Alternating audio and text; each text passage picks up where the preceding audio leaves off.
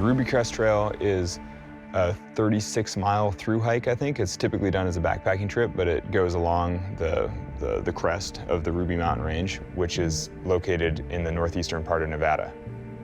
I think it's supposed to be one of the most beautiful places in Nevada for sure, but I think sort of in the western US. It's supposed to be incredible, but I've never been there. Yeah, I think the Ruby Crest Trail will be the most difficult of the adventures that I do in this journey around Nevada. I'm Alex Honnold, and I've spent my life chasing the seemingly impossible. Now, I'm hopping in my van to explore my home state of Nevada. Heck yeah. Dude, we did a first ascent. From wide open landscapes to the offbeat, the awe-inspiring, That's crazy. and even the unknown, it's time to get a little out there.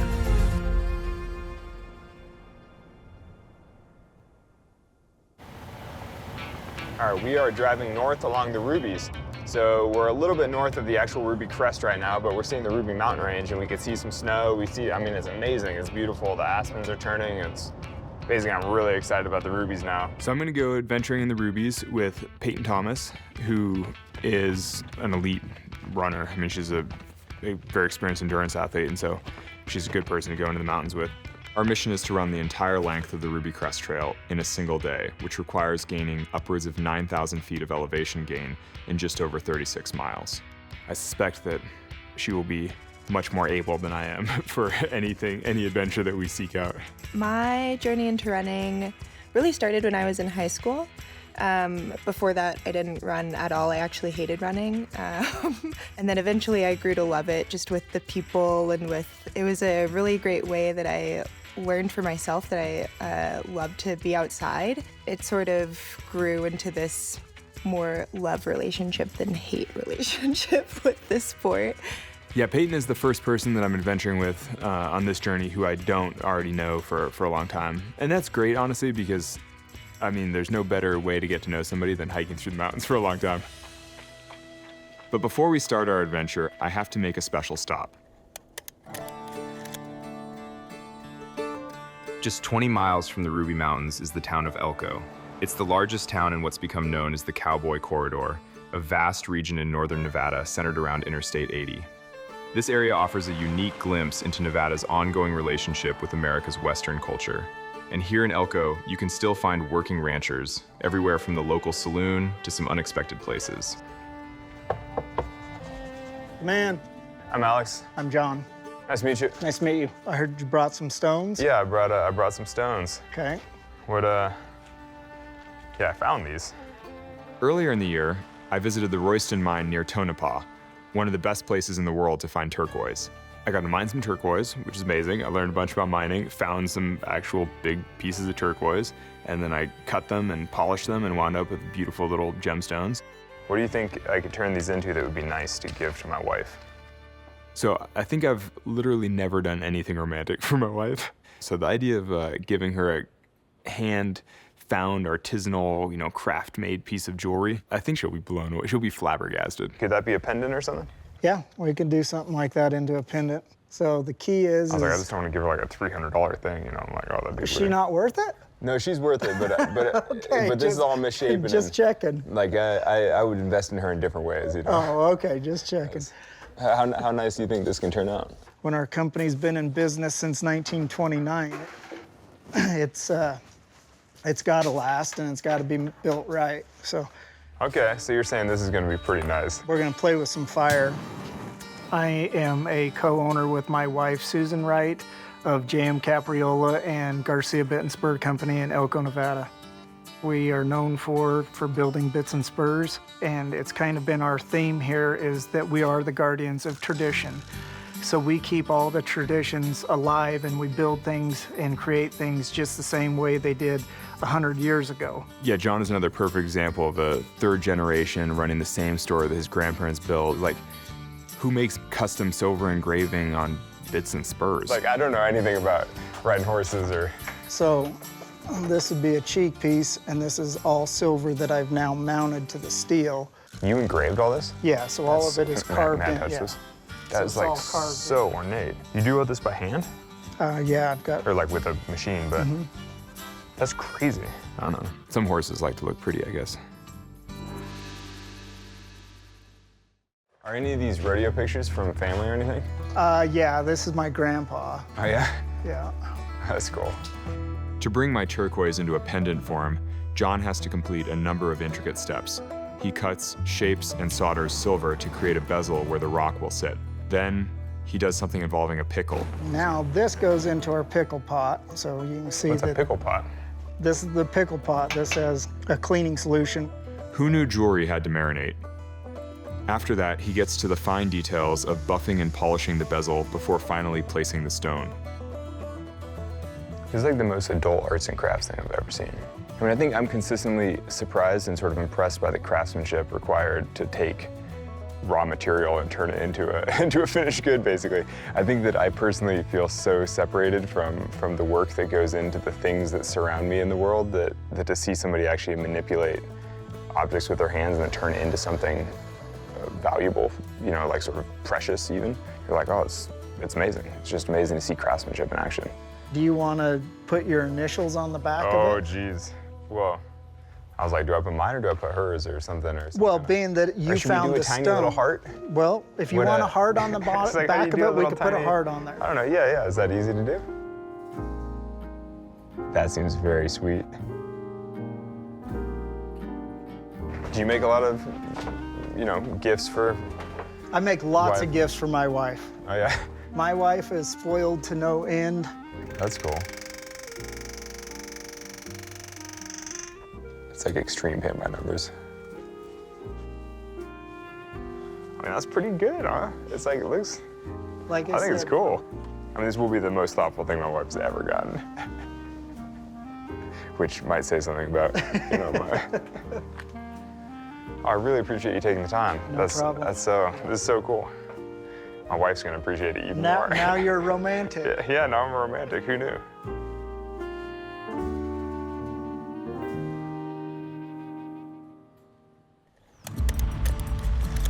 It might be sitting right here.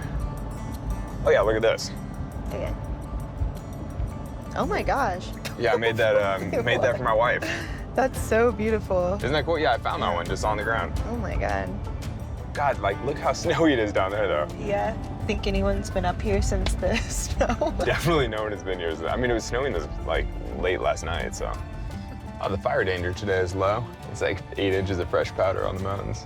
I think that amount of snow might just be a little too much. This is kind of shoulder season, and people don't normally think about this in Nevada, but I mean, they're big mountains, and it gets cold. Mother Nature might just be telling us to choose a different challenge. We are at the trailhead to Ruby Dome.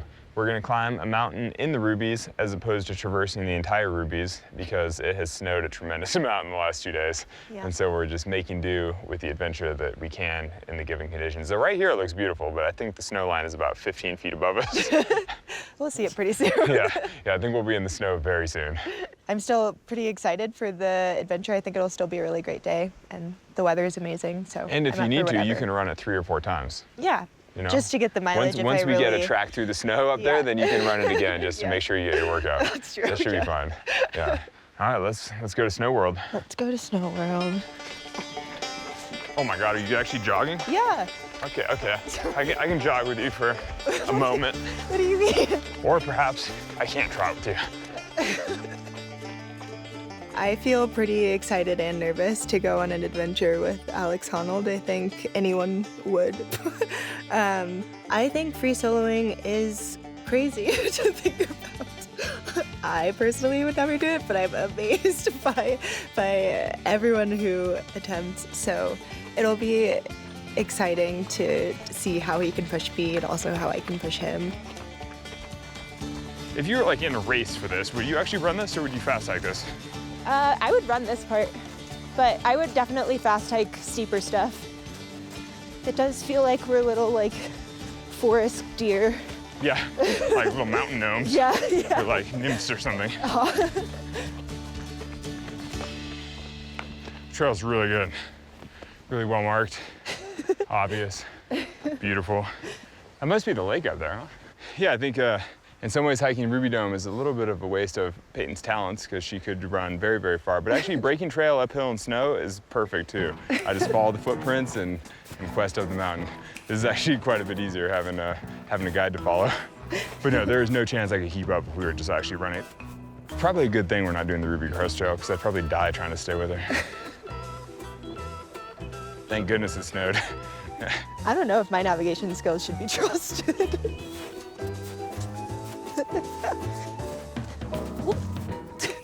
Careful. In theory, we're basically like back on the trail here. Really? Yeah. But I'd still be careful. Look at that. Yeah, waterfall.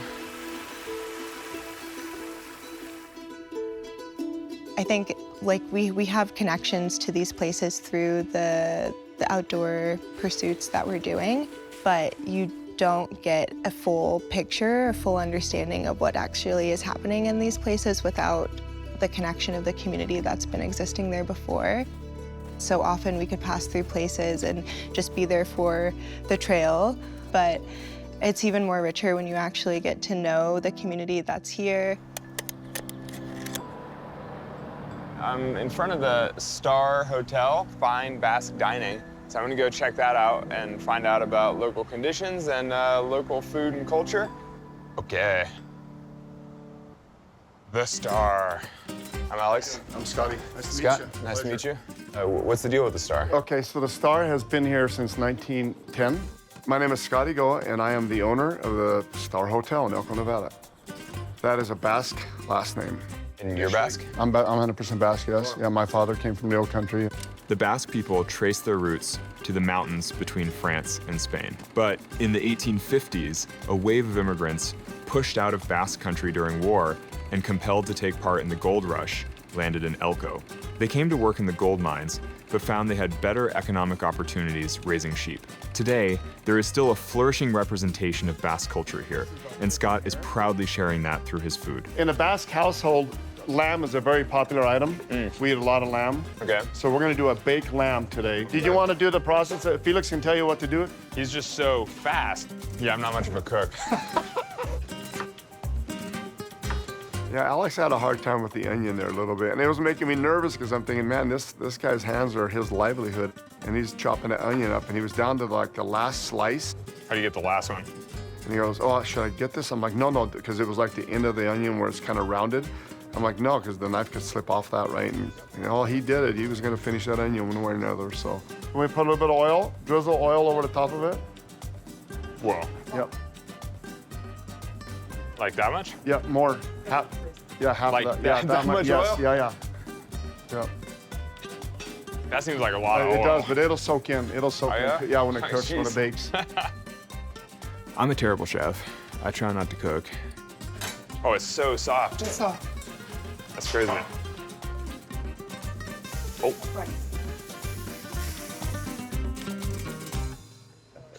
That's a lot of lamb. Just pull it off, Yeah. and it just falls right off the bone, right? Yeah, I see that. It's so Yeah. soft. That's pretty good. Isn't that good? When you add a liter of olive oil or something, it really soaks in. I feel like Scott was the perfect example of building community in a small town. In a way, I mean, he almost feels like the mayor or something. I mean, he's just super nice, super welcoming. And so you've lived here your whole life. Yes. So have you done much in the Rubies? The ranch I was raised on was right at the foothills, so I was raised in the Rubies. And I would go with my father in the summers to go take food up to the sheepers that are in the mountains, I love the Rubies. The Rubies are in my heart. Ioan Mendida Takusi Gosat. Which is? Go to the mountains and go see something. But the culture of ranching and cowboy life is still very significant. Has here. remained despite the... Yeah, and the Star is a big part of that. It's nice to have a place where you walk in and it feels like you're stepping back a little bit, so. Stepping back, but still well taken care of. Yeah. That's kind of the key thing. Who knew lamb neck? I know, Yeah. I know, it's kind of unique, but it's tasty.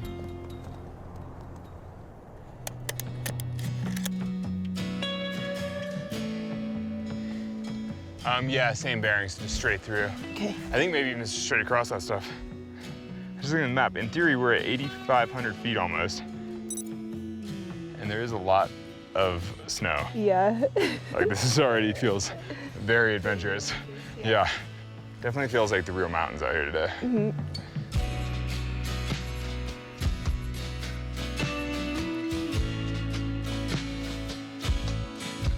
this alpine lake was so beautiful. It is. And just ringed by mountains. I think the summit, I think we're supposed to go up the ridge there and then across, and I think the top is actually that point back there. It does seem like a shame to not go to the top.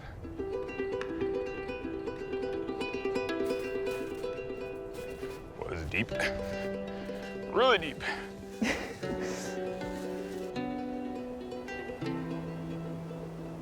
Oh, wow. Look when the peaks come out. Yeah. This is crazy.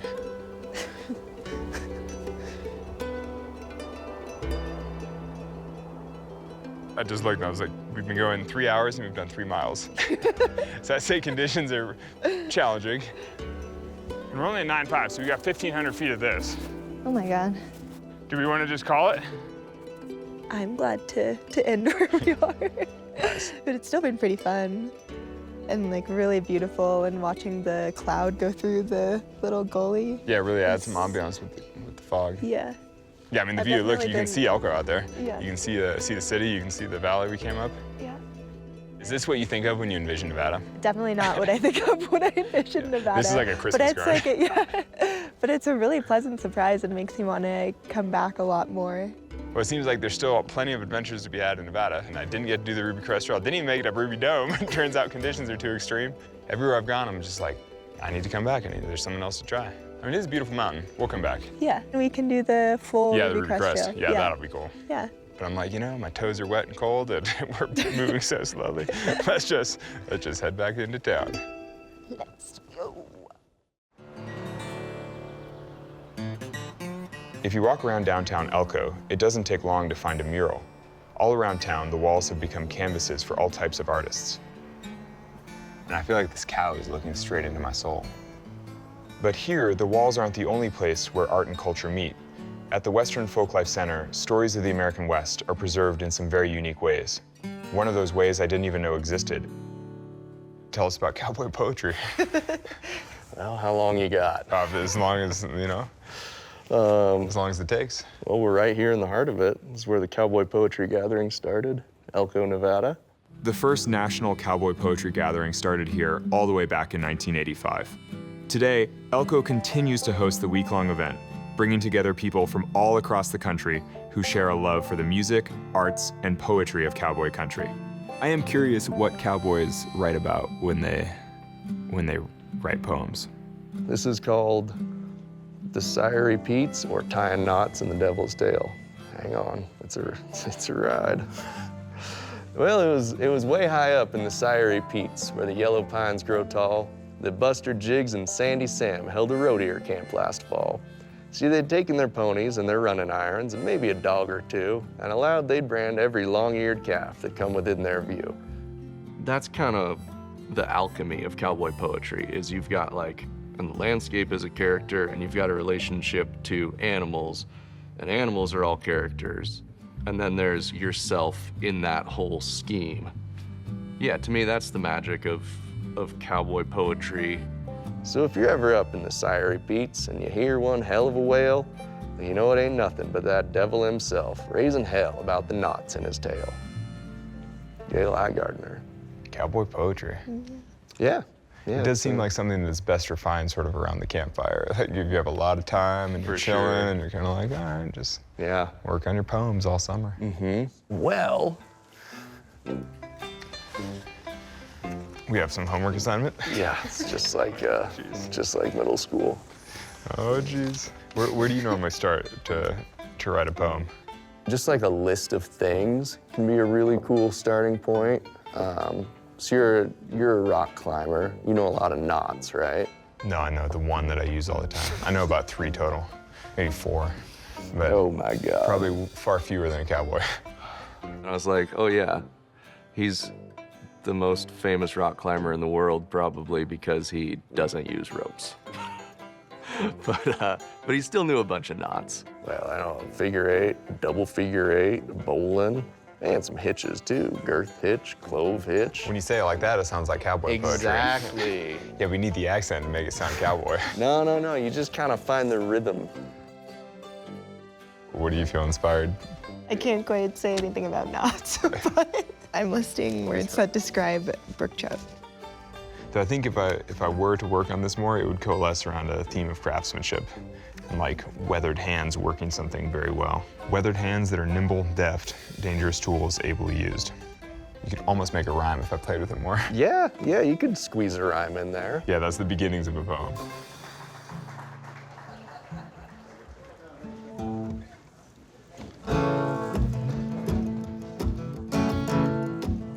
This is a song about a cowboy's favorite pastime, and that's looking at old cars on Craigslist.